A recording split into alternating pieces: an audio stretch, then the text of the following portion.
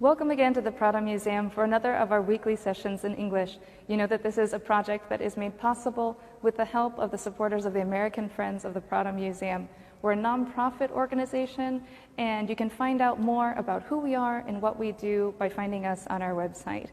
And today we're going to be seeing a work that is a little bit smaller than some of the others that we normally see, and maybe by an artist that is a little bit less known than some of the others that we normally talk about, Gérard David.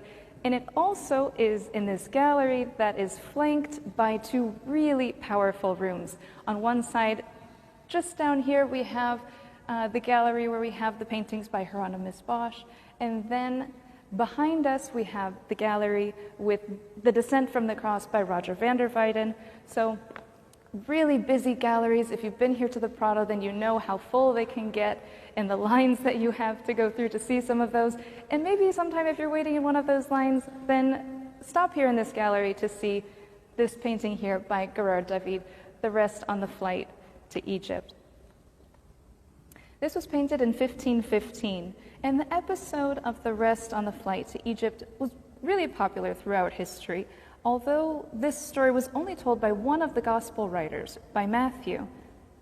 But other apocryphal texts also tell us about this event. And so this is what happened when King Herod heard that there was an infant that was a king, that was going to be a king and was going to be worshipped. He went to go find who the infant was to kill it. And when he couldn't find the infant, then he ordered for all infant boys under the age of 2 to be murdered. And so this is the massacre of the innocents. And an angel came to Mary and Joseph and warned them about what was going to happen, and they fled to Egypt and escaped. After several days of travel, they stopped to rest. And so this is the image that we see here. This is the scene of the rest on the flight into Egypt. And we can actually see that there are two scenes here, right? So we have Mary and Jesus resting in the center, and then in the back, we have the family still traveling. They're still going through the woods, traveling out and into the clearing here. And this pulls on the medieval tradition of explaining one story with multiple moments of the story in one painting.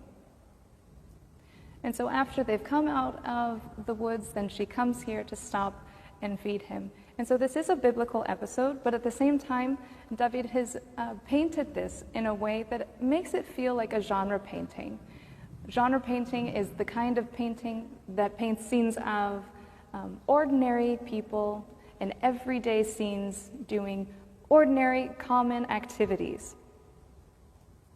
And so we have Mary feeding Jesus, which of course is an everyday common activity, and it also has this feeling of being very personal and very intimate. And the painters added a few details that really reinforce this domestic idea as well, like the spoon that the infant Jesus is holding,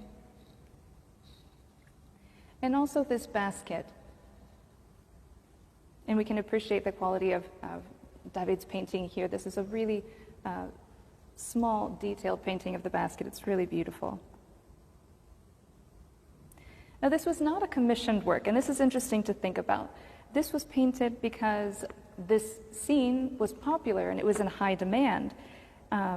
This means that there was a vibrant art market where David was working. There was a rising class of wealthy merchants that were decorating their homes with painting, and so there was a high demand for small format paintings just like this. So this would have been a painting for a private setting, a domestic setting, and for religious contemplation.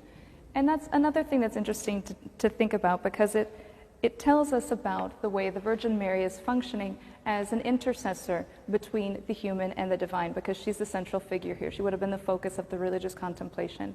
And this is part of a spiritual practice of a trend, a tradition at the time that was called Devotio Moderna. Devotio Moderna referred to the use of these kind of small format images that would aid one in prayer, that would be a source of inspiration for prayer in a domestic setting. So this is different than the kind of use that we can think of with religious paintings in altarpieces, for instance, which are these, tend to be cycles of large format paintings that give us a narrative maybe of scenes in the Bible and have a more didactic, more communal experience, which is different than this more quiet, personal experience, more subjective, solitary, and reflective, introspective.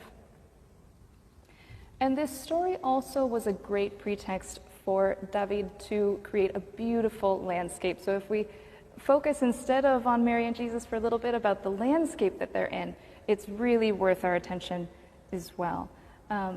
We have the castle and this town in the background. David has given us a sense of depth with these receding hills and the fading, cooling colors that give us that illusion of depth. If we notice in the foreground, we have the warmer colors, and then as we go up the canvas and into the distance, they cool down. And we can see this really well, for example, if we look at the trees, which are in front of this landscape. They're right next to it in the painting, but we can see the difference in the air there and the atmosphere that he's been able to create with fading colors and also with the softening of edges, right? The way that things look like when we see them in the distance.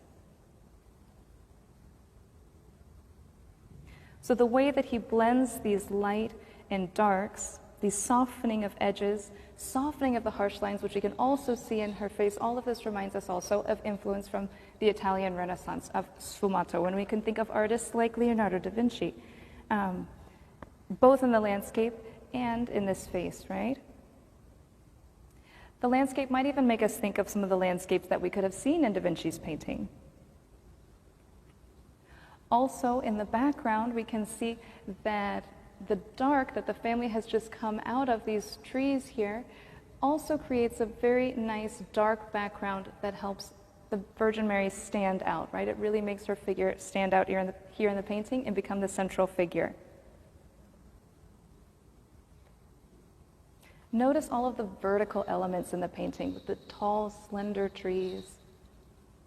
Mary herself, also the architecture here in the background, the folds in her clothes, and even in the cracks here in the rocks. All of this gives us this idea of verticality, this elegance, this monumental quality.